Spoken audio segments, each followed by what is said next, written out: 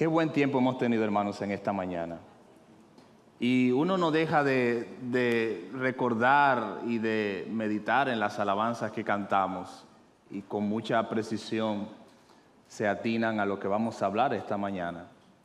Y cómo todo se complementa para recordarnos este principio sencillo pero importante, que Dios es bueno.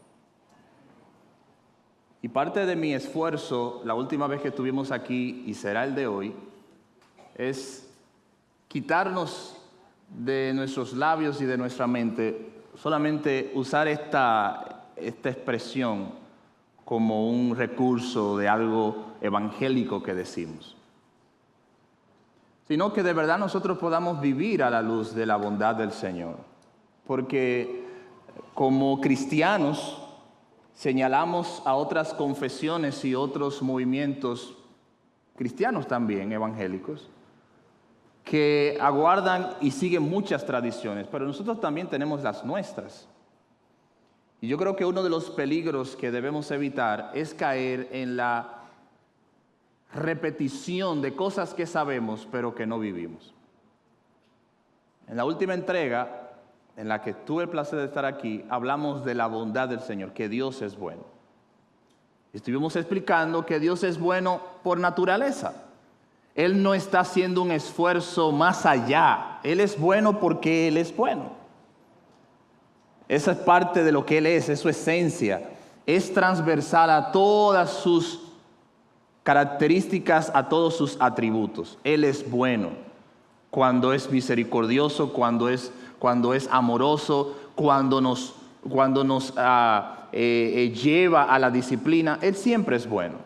Pero también aprendimos que Dios es bueno con todos. Dios es bueno con aquellos que hacen lo malo y no le siguen. Dios es bueno con aquellos que de manera literal se oponen a Él. Dios es bueno en su gracia común. Pero también aprendimos que Dios es bueno en todo tiempo. Y es muy significativo porque no todos vivimos las mismas experiencias en el mismo tiempo y de la misma manera. Hay personas posiblemente en esta mañana que dentro de lo común su vida está bien. Quizás financiera, emocional, familiar y hasta espiritualmente está pasando por un tiempo de calma. Gloria a Dios por eso. Pero no se acomode. Es posible que haya otras personas que ahora mismo estén pasando una situación adversa, difícil, complicada. Que incluso han venido a la iglesia esta mañana diciendo, déjame ir a la iglesia a ver cómo puedo encontrar una solución a esto. Pero en cualquiera de estos dos extremos, la Biblia enseña que Dios es bueno. No tenemos todas las respuestas a todo, pero sí podemos confiar en la bondad del Señor como nosotros cantábamos. Así que en esta mañana yo quiero profundizar un poco más en este tema y vamos a ir al libro de Tito, capítulo 3. Y cuando ustedes tengan el capítulo 3, entonces vamos a orar para empezar. Tito, capítulo 3. Y para mí este es un texto muy particular porque es una descripción muy clara de lo que es el Evangelio de Cristo. Tito capítulo 3, versículos 4 al 7. Oremos al Señor. Padre bueno, tú que estás en los cielos, santificado sea tu nombre. Venga a nosotros tu reino, hágase tu voluntad. Como tu voluntad se hace en el cielo, también se haga en la tierra. Perdona nuestros pecados. Líbranos de nuestras maldades. Auxílianos, Señor, con tu misericordia. Te necesitamos más que cualquier cosa. Es más, no hay cualquier otra cosa que se asemeje a ti. Por eso eres lo único que necesitamos. Padre, en esta mañana, luego de cantarte y elevar nuestras alabanzas a ti, te pedimos, Señor, que ahora tú nos lleves a tu palabra y nos alimentes a todos nosotros, incluyéndonos. y que este espacio, este auditorio, pueda ser un lugar en el que tu espíritu se mueva y alimente y calme y sacie las diferentes circunstancias en las que hemos venido. Gracias a ti, en el nombre de Jesús. Amén. ¿Ya están en Tito? ¿Ya lo encontraron? Le di tiempo porque no son de esos libros que leemos comúnmente. Vamos a ir a Tito capítulo 3, versículos 4 al 7. Y dice la palabra del Señor: pero cuando se manifestó la bondad de Dios, nuestro Salvador, y su amor para con los hombres, nos salvó.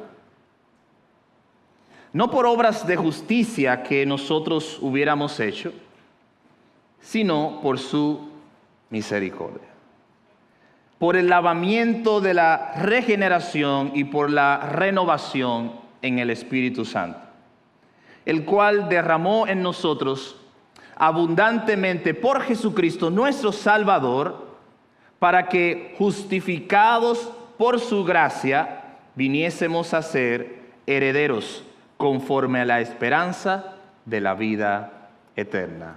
Amén. Dios bendiga su palabra. Este es un texto que, por la poca familiaridad que tenemos con el libro de Tito, me gustaría hacer un tiempo de llevarles al contexto de esta carta, de esta epístola. Tito, al igual que Timoteo, eran de esos seguidores de Pablo que pudieron levantar cabeza, que pudieron hacer y seguir y crecer bajo el ministerio y el liderazgo del apóstol Pablo. A diferencia de Timoteo, a Tito no lo encontramos en el libro de los Hechos como una referencia de dónde viene o cuál es su familia, pero algunos estudiosos entienden que él era de Antioquía y que empezó a seguir a Pablo en su discipulado particular desde que Pablo sale con Bernabé en los primeros viajes misioneros. Después de ahí se hacen descripciones viendo a Tito sirviendo a las misiones y a la iglesia en diferentes formas. Pablo lo dejaba en un lugar y Pablo se movía a otro lugar como misionero itinerante, y allí Tito como Timoteo lo que hacían era desarrollar las iglesias y discipularlas. En este caso, nosotros vemos ese ejemplo cuando vamos al capítulo 1 de Tito, que Pablo reconoce que este es un siervo y un seguidor fiel del Evangelio. Pero estas descripciones de Tito no nos dicen todo de él. Es más, cuando nosotros vamos a la carta en la que estamos ahora, nosotros vamos a observar que Tito tuvo que enfrentar a una comunidad muy hostil y difícil al Evangelio. Y esta comunidad a la que nosotros vamos a hacer referencia era una comunidad pagana. Estaba en la isla de Creta, eran llamados los cretenses. Y la situación de esta gente era tan calamitosa que tenían la mala fama de ser mentirosos. Incluso el término griego cretáceo es mentiroso. Usted se imagina vivir en una ciudad donde, ¿cuál es el gentilicio? Mentiroso, eso es fuerte.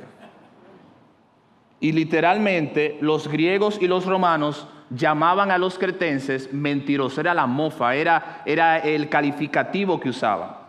¿Por qué? Porque la isla de unos 8.500 kilómetros, no muy grande, estaba constituida por pescadores y personas cuyas familias dejaban allí, iban a otros lugares a pescar y a mercadear mercancías, y entonces era una ciudad muy activa.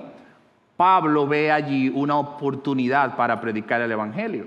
Imagínense si un mercader de estos conoce a Cristo y de verdad se entrega su vida a Cristo. ¿Qué va a hacer cuando se mueva a otra ciudad? Va a llevar el Evangelio de Cristo. Es una forma muy novedosa para su tiempo de poder esparcir el Evangelio de Cristo. De manera que cuando se fundan allí las iglesias, estoy dando un poco de contexto en el capítulo 1, no solamente había una iglesia, sino que habían varias iglesias. Pero aparentemente estas iglesias no estaban creciendo a la manera que Pablo esperaba conforme al Evangelio. Y es por eso que envía a Tito allí con dos razones muy particulares.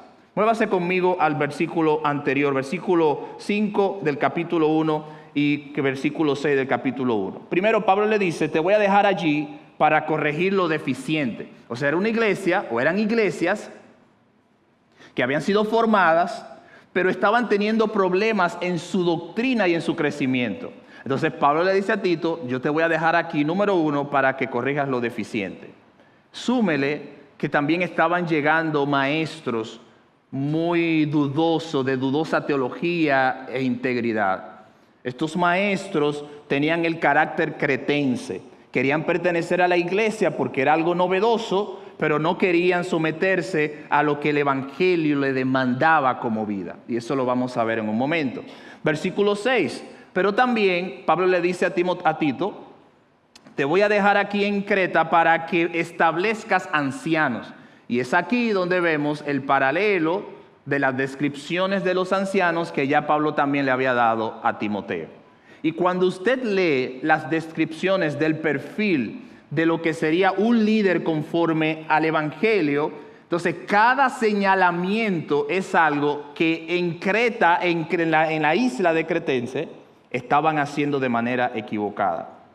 Es decir, cuando Pablo dice que sea marido de una sola mujer, que sea una persona sobria, que sea una persona de buen testimonio, que sea una persona enseñable, todo eso en el sentido negativo era lo que los ciudadanos de esa isla hacían. Entonces Pablo le está diciendo, no. En esta iglesia no queremos líderes o personas que no se sometan a este perfil. Eso es lo que Pablo le está diciendo. Ahora yo te envío para que el liderazgo que está allí corrupto, tú lo exilies, lo saques con mi autoridad y ahora tú puedas nombrar hombres y mujeres de esta característica. De manera que cuando nosotros vemos el contexto de esta iglesia o de estas iglesias, nosotros podemos ver en cierta manera un reflejo de nuestra propia cultura. ¿Por qué? Porque los conjuntos y los rasgos que Pablo está describiendo acerca de la condición de esta ciudad era o es lo que nosotros podemos ver en nuestra condición. Pablo cita a un filósofo muy famoso de la época llamado Epiménides, quien escribió un poema a Zeus. Zeus era el dios principal de la isla. Es más, se hacían historias de fantasía donde se le contaba a los viajeros que venían que Zeus había nacido en esa isla. Y este es un extracto de algunas líneas de este poema. Y lo voy a leer porque aquí en este poema es donde se encuentra la frase, los cretenses son siempre mentirosos. Miren cómo dice el poema, en unas líneas. ¿Puede haber algún otro más apto para ser cantado entre libaciones que Zeus, que el Dios mismo, siempre inmenso, siempre soberano, vencedor de los pelagones, que justicia imparte a los pueblos circundantes? ¿Y cómo lo cantaremos, como Dicteo o Liceo?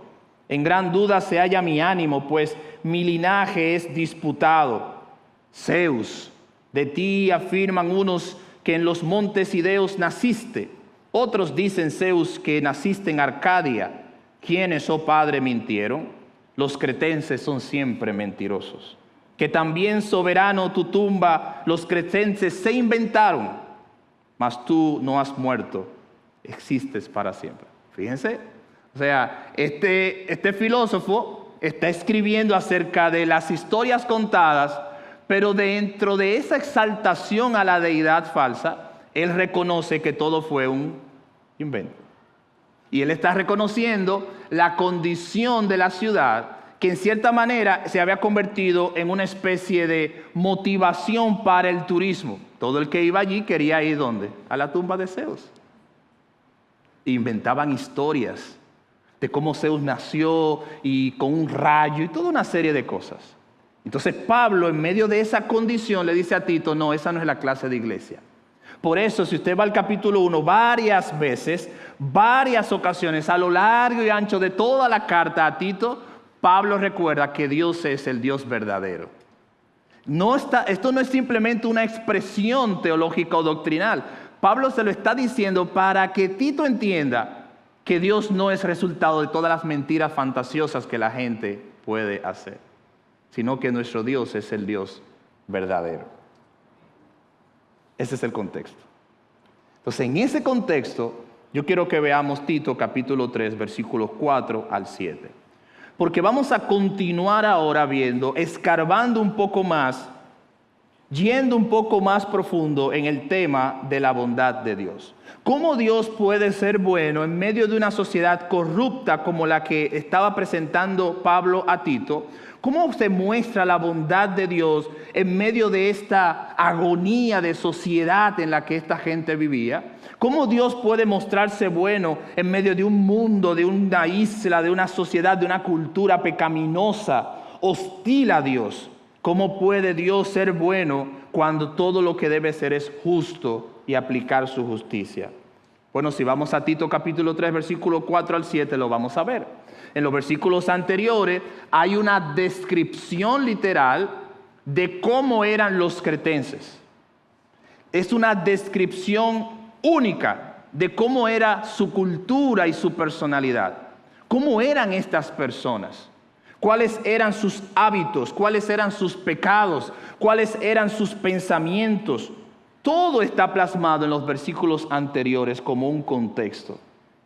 Pero dice el versículo 4, pero, ¿lo pueden ver? Pero, cuando se manifestó la bondad de Dios. Es decir, nosotros podríamos pasarnos como si esto fuera una aula de clase, una clase de historia, hablando de toda la cultura cretense, que era una burla en la cultura griega, greco-romana. Eran la burla. Personas sin educación, personas que no procuraban lo mejor de lo que el mundo y la sociedad les podría ofrecer. Estaban esclavizados a sus tradiciones. Fíjense en los que le acabo de leer en este poema, eran por demás religiosos, estaban esclavos, ciegos a esta realidad. Y el versículo 4 irrumpe en esta condición y dice, pero cuando Dios se manifestó. Y es que esto no es nuevo. A lo largo y ancho de las Escrituras, Dios siempre irrumpe con su iniciativa de bondad para salvar a quien está perdido. Ese es el Evangelio de Cristo. Nosotros vemos aquí que Pablo está llevando a Tito a considerar que él tiene en sus hombros la herramienta más poderosa para cambiar una cultura caída y pecaminosa como la cretense. Tú vas a ir a esta isla, vas a ir a las iglesias, pero no solamente para reformar la iglesia, sino quiero que vayas con el Evangelio para cambiar la cultura de tu entorno. Y vamos a ver dos principios en esta mañana. Número 1, Dios manifestó su amor y su bondad para con nosotros, aun cuando nosotros estábamos perdidos en nuestros pecados. Versículo 4. En otras versiones la palabra manifestó significa mostrar, que significa que Él ha hecho algo para que nosotros nos diéramos cuenta que el camino por donde estábamos andando era un camino equivocado. Es decir, Él hizo algo, Él tomó una iniciativa, Él no se dejó oculto, Él se mostró a nosotros. ¿Por qué no lo vemos? ¿Por qué hay gente que no lo puede ver? ¿Por qué a pesar de hablar tanto de este tema, pareciera como que no lo viéramos? ¿Por qué tantas personas conocen tanto de la Biblia pero aún no han podido ver a Dios? ¿Por qué? R.C. Sproul escribió un libro que se llama ¿Salvos de qué? Y precisamente esta semana Pastor Otto estuvo dando una clase para el grupo de maestría y estuvo hablando de este tema. Y son de esos puntos que tú dices, ok, yo creo que el Señor quiere que hablemos de esto. ¿Salvos de qué? ¿Por qué no vemos a Dios? ¿Por qué el tema de la salvación se habla tanto, se canta tanto, pero muchas veces vivimos como si nosotros no hubiéramos experimentado esa salvación? Pablo está dándonos una pista a nosotros. Dios tiene que mostrarse. Dios tiene que mostrarse a nosotros. Y yo quisiera atravesar algunos textos bíblicos para ver esta iniciativa de Dios. Y yo quisiera invitarlos a ustedes que me sigan. Vamos a ir a Efesios capítulo 2, versículo 1 al 4. Vamos a usar las escrituras para poder abundar un poco más en este principio. ¿Cómo es que Dios nos salva? ¿Cómo es que opera esto? Efesios 2, del 1 al 4 dice: antes ustedes estaban muertos a causa de su desobediencia y de sus muchos pecados. Vivían en pecado, igual que el resto de la gente, obedeciendo al diablo, el líder de los poderes del mundo invisible, quien es el espíritu que actúa en el corazón de los que se niegan a obedecer a Dios. Todos vivíamos así en el pasado, todos nosotros, siguiendo los deseos de nuestras pasiones y la inclinación de nuestra naturaleza pecaminosa. Por nuestra propia naturaleza éramos objeto del enojo de Dios, igual que todos los demás. Pero,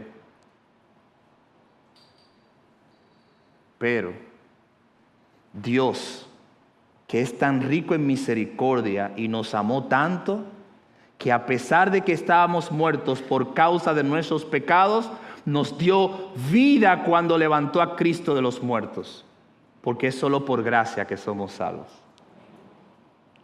Gloria al Señor por eso. Cada vez que aparecen estos peros, es como alguien que te está lanzando una cuerda cuando te estás ahogando. Y de verdad, hermanos, cuando tú examinas todo a lo largo y ancho de la historia bíblica, desde Génesis capítulo 3, las intervenciones de Dios a situaciones particulares de seres humanos o de ciudades y países, es necesario para que haya un cambio y se opere una transformación.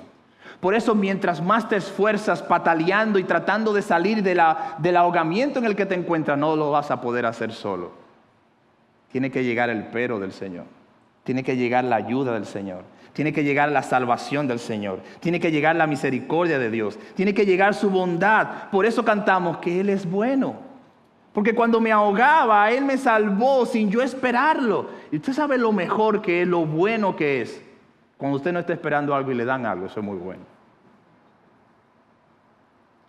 Cuando usted está orando por mucho tiempo por algo y usted ve la respuesta de Dios. O cuando usted está pasando una situación tan profunda, difícil en cualquier área de su vida y Dios le da una respuesta clara diciendo: este soy yo amándote. Eso tiene un aliento y una frescura hermosa.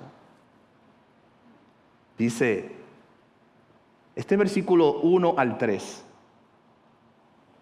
Mi oración a Dios es que al leerlo usted se sienta mal. Porque Pablo dice ahora a los efesios: la iglesia en Éfeso era una buena iglesia, pero Pablo está tratando de destruir la confianza en ellos mismos. Y yo creo que podría ser una invitación para nosotros también. ¿Sí? Cuando tú veas que el orgullo está subiendo de decibeles, recuérdate de dónde tú has venido y recuérdate quién te salvó. Porque ¿qué dice el versículo 1 al 3? Cuando tú lees los versículos del 1 al 3 de Efesios capítulo 2, eso es un panorama muy tétrico y difícil. Es más, usted podría sentirse hasta ofendido. Miren lo que dice el versículo 2. Vivíamos en pecado igual que el resto de la gente, y dice obedeciendo al diablo. O sea, hay gente que dice: Zafe, no, eso no era yo. No, sí, todos nosotros. Es más, incluso fuera de las paredes de la iglesia, las personas que niegan a Cristo nos ven señalar esto y nos dicen que nosotros somos extremistas religiosos y que no tenemos amor por la gente. Pero no hay cura si no hay enfermedad. No hay salvación si no hay de qué salvarse. Y dice el versículo 4: pero Dios, que es tan rico en misericordia, nos amó. Pero quiero seguir, Romanos 3. Romanos 3, capítulo 3, versículo 9. Vayan conmigo allí, mis hermanos. Romanos 3, 9. Dice la palabra de Dios: ¿qué pues? Le voy a dar un tiempo, veo hojitas pasando todavía. ¿Qué pues? ¿Somos nosotros mejores que ellos? Ponga sus ojos allí, hermano, esto está genial. En ninguna manera, pues ya hemos acusado a judíos y a gentiles que todos están como bajo pecado. como está escrito. No hay justo ni aún uno. No hay quien entienda. Usted dirá, no, yo sí entiendo. No, hermano, usted no entiende, ni yo tampoco. No hay quien busque a Dios. Todos se desviaron, a una se hicieron inútiles. No hay quien haga lo bueno. No hay ni siquiera uno. Sepulcro abierto es su garganta. Con su lengua engañan. Veneno de áspides hay debajo de sus labios. Su boca está llena de maldición y de amargura. Sus pies se apresuran para derramar sangre. Quebranto y desventura hay en sus caminos y no conocieron camino de paz. No hay temor de Dios delante de sus ojos. Pero sabemos que todo lo que la ley dice, lo dice a los que están bajo la ley, para que toda boca se cierre y todo el mundo quede bajo el juicio de Dios. Ya que por las obras de la ley ningún ser humano será justificado delante de él, porque por medio de la ley es el conocimiento del pecado. Pero ahora, aparte de la ley, se ha manifestado ¿qué? La justicia de Dios. Pero pasamos por algo. ¿Qué dice? Pero la justicia de Dios que es por medio de la fe en Jesucristo para todos los que en Él creen. Amén. Sí, hermano. Hace 20 años, hace 30 años, hace 5 años, hace un mes, hace una semana, tú estabas muerto en tus delitos y pecados. Pero Dios te salvó hace 20 años. O Dios te salvó la semana pasada. O Dios te salvó el día de ayer. Si nosotros no entendemos este gran contraste y dilema de la Biblia, no vamos a entender el valor que tiene la razón de la salvación para nosotros. Por eso cuando Pablo le dice a Tito, Tito, yo quiero que tú entiendas cómo son los cretenses. Tú vas a ir a un lugar donde la gente no tiene amor por sí mismo, donde la gente simplemente está pensando en sus propios placeres. Habían en todos lugares tabernas y personas que se ofrecían al mejor postor. La condición humana, de la forma más vil y caída que podemos explicar, está descrito en la cultura cretense. Vuelvo y repito. No, yo vivo en la isla de Creta. Oh, tú eres de los mentirosos. ¿Usted se imagina eso? Yo me mudo inmediatamente. Me mudo a la isla más cercana. Busco un proyecto por ahí y me mudo. ¿Por qué? Porque la cultura muchas veces nos atrapa y nos influencia de tal manera que dudamos incluso de la misma bondad y de la misma misericordia de Dios. No es un capricho, no es una forma simplemente de resaltar lo malo de nosotros. Es que Dios mismo quiere que sepamos quiénes éramos para que valoremos quiénes somos ahora en el Señor. Tú eres un salvado por la gracia de Cristo. Así que queda evidenciado que el bueno es Dios y los malos somos nosotros. Así que queda evidenciado que la iniciativa de salvación es prerrogativa de Dios y quienes reciben la salvación somos nosotros, lo que hace a Dios bueno y a nosotros receptores de su bondad. Dios es bueno. Pero cuando este versículo 4 nos dice que Él tomó la iniciativa y que nos amó con su bondad y su misericordia, el versículo 5 lo complementa. Dice que Dios nos salvó. Si eso eras tú, entonces ahora, ¿cómo puedes obtener la salvación? Esta mañana estábamos en la clase de bautismo y en una dinámica muy interesante que hacemos en la clase de bautismo, ayudamos a los hermanos a que puedan trabajar en cómo hacer su testimonio en 3 minutos. Y una de las divisiones o de la estructura de cómo hacer tu testimonio, hay un apartado que es tu vida antes de conocer a Cristo. ¿Cómo te diste cuenta que el Señor te estaba llamando? ¿Y cómo fue ese momento en el que Dios te salvó? ¿Por qué estos elementos son importantes? Porque muchas personas describen su vida anterior a Cristo o a veces la ven tan poco interesante en comparación con otros porque entienden que ellos no eran tan malos como otras personas. Es decir, si tu historia no tuvo asesinato y cosas así, la gente piensa que no ha tenido mucho de qué convertirse. Pero tan mala es una persona que haya cometido esos hechos como una persona que es simplemente justa en sí misma. ¿Por qué? Porque la consecuencia es la misma. Nosotros tenemos que entender de dónde Dios nos ha sacado para que podamos entender hacia dónde Dios nos está llevando. No, yo no era tan malo. Yo vivía en mi casa y... No, si eres malo, y yo también. Vamos al libro de Génesis, capítulo 3. Y al mencionar Génesis capítulo 3, estoy seguro que saben hacia dónde nos dirigimos. Y quiero dirigirme hacia allá porque es correcto ir donde todo inició. Y Génesis capítulo 3 debe ser una lectura recurrente. Debe ser una lectura frecuente para recordar nuestro pasado. Sí, su pasado, porque usted también está acarreando las consecuencias. Dice Génesis 3:1, pero la serpiente era astuta más que todos los animales del campo que Jehová Dios había hecho, la cual dijo a la mujer, con que Dios os ha dicho que no comáis de todo árbol del huerto, Y la mujer respondió a la serpiente, del fruto de los árboles del huerto podemos comer, pero del fruto del árbol que está en medio del huerto, dijo Dios, no comeréis de él, ni le tocaréis, para que no muráis. Entonces la serpiente dijo a la mujer, no vas a morir, sino que Dios sabe que el día que comas de ese árbol serán abiertos vuestros ojos y seréis como Dios, sabiendo el bien y el mal.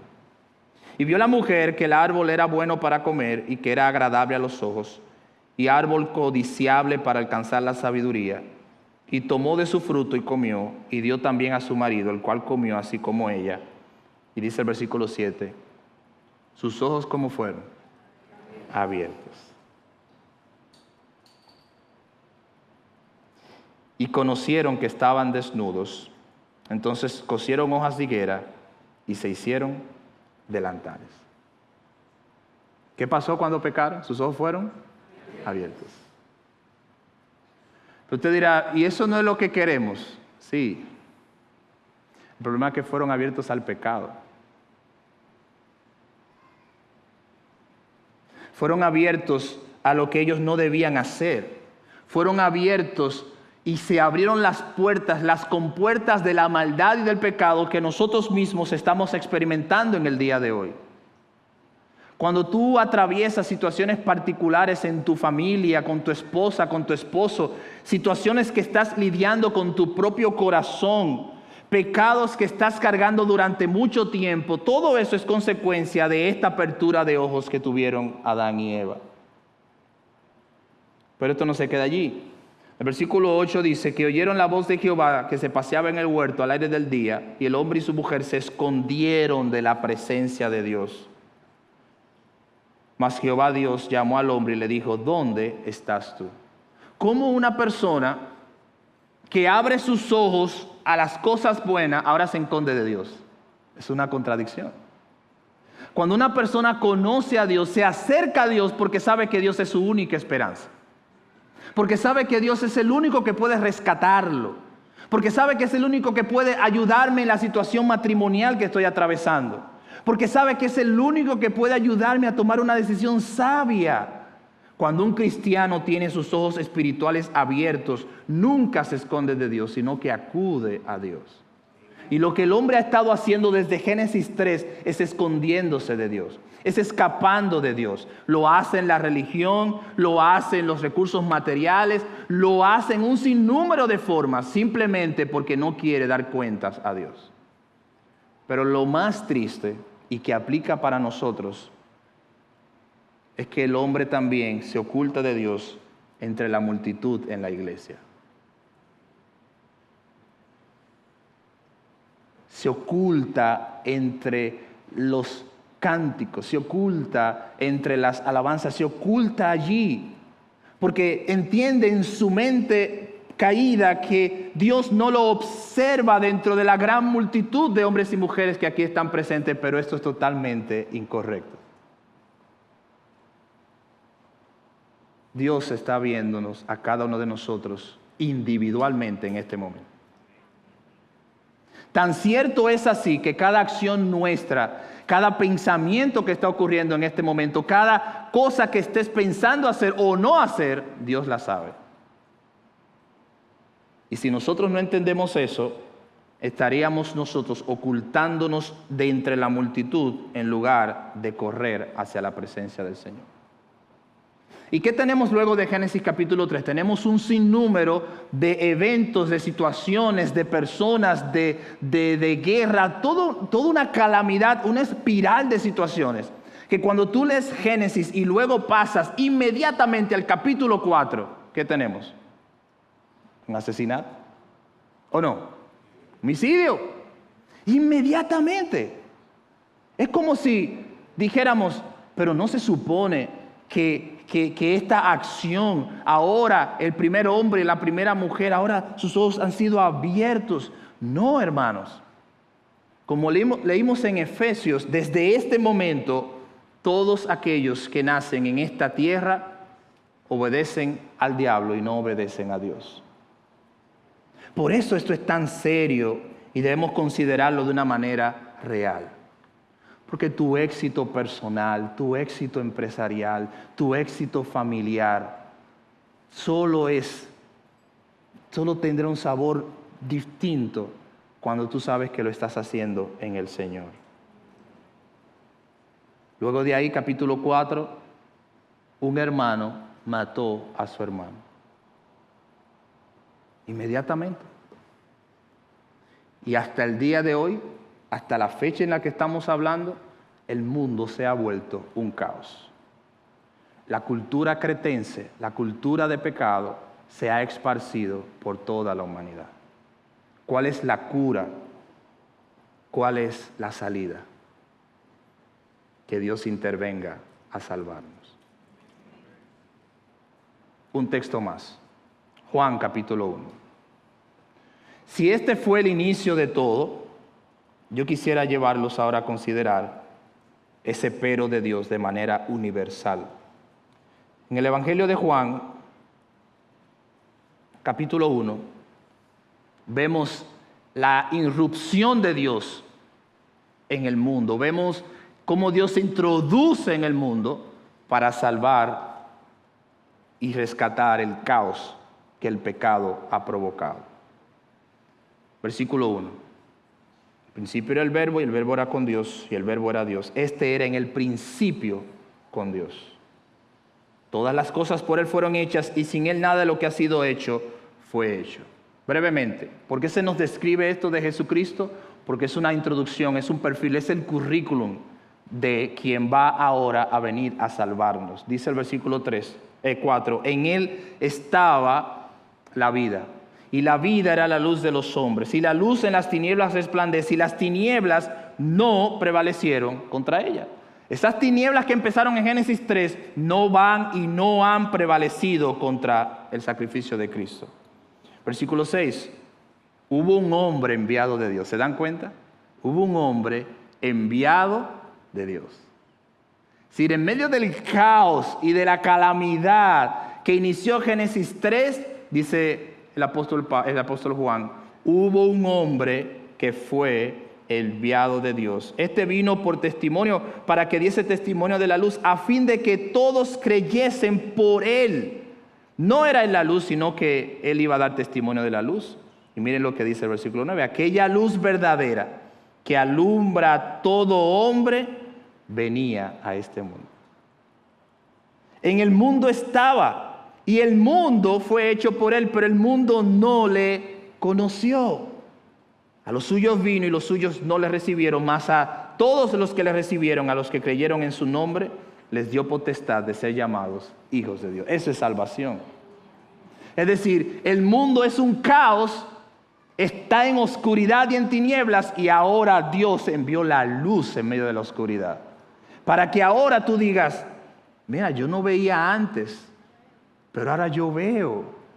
Ahora hay luz. Ahora yo puedo ver las cosas claras.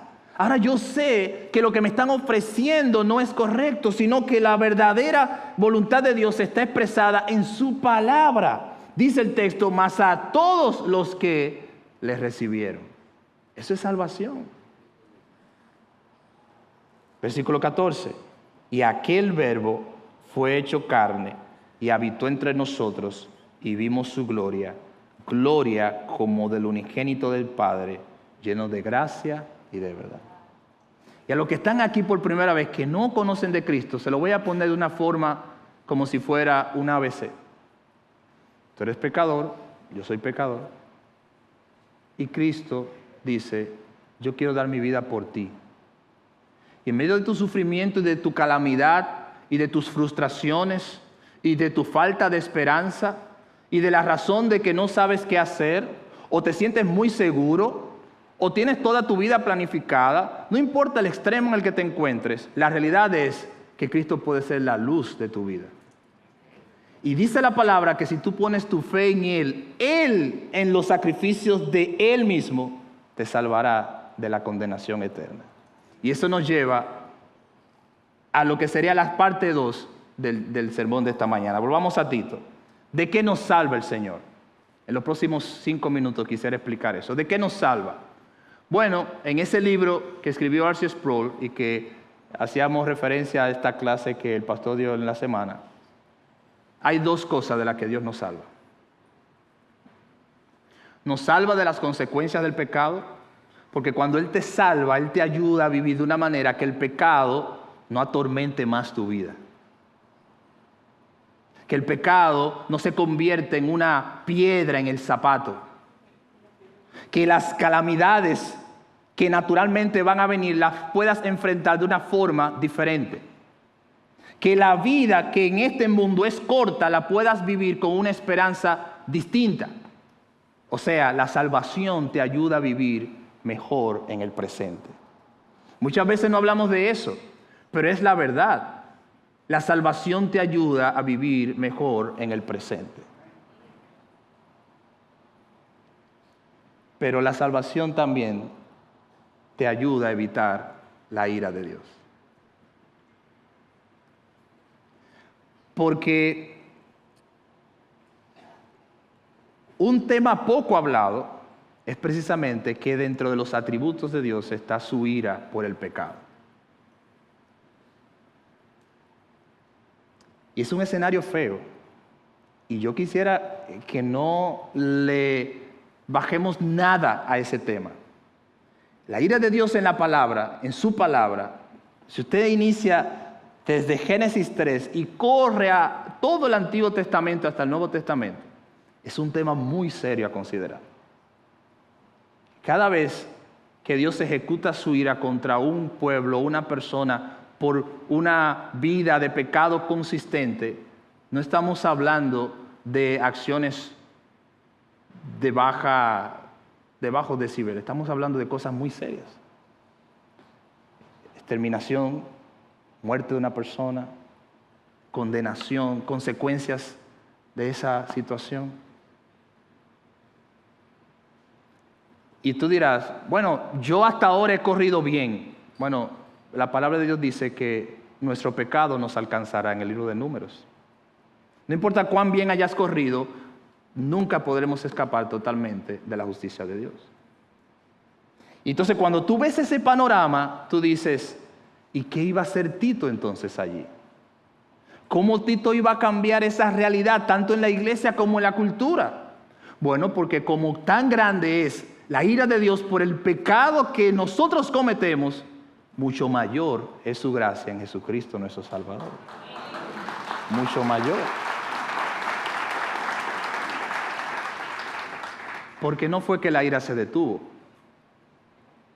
Lo que pasa es que ahora la ira se aplicó a alguien que era inocente. Porque Cristo tuvo que morir y recibir toda la ira de Dios por nosotros.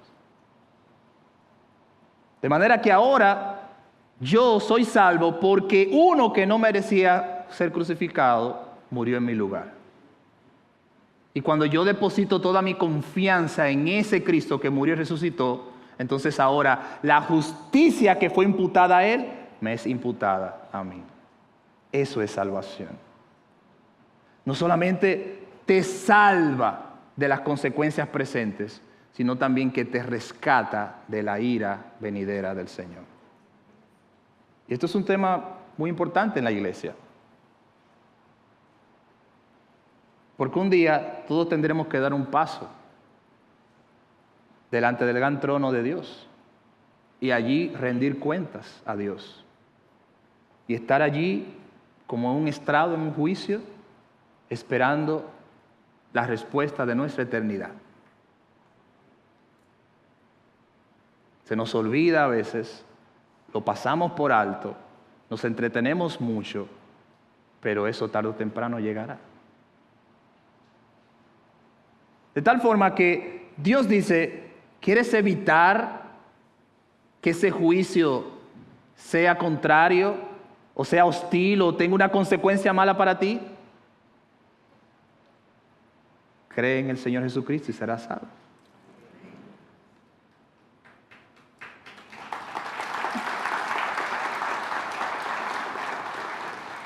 ¿Cuándo será? Yo no lo sé. Pero yo siempre trato de pensar que el final de la vida no es algo que tú puedas planificar.